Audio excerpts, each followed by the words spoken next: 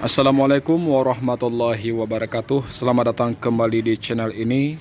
Ini adalah satu video yang mana memperlihatkan satu pesawat TNI Angkatan Udara yang terjadi kesalahan teknis hingga mendarat secara darurat di lapangan terbang Aceh Utara.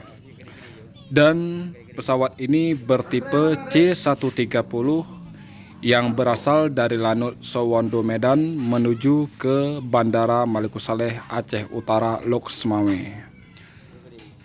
Alhamdulillahnya kapal ini mendarat secara darurat dalam keadaan selamat semua dan tidak ada masalah apa-apa.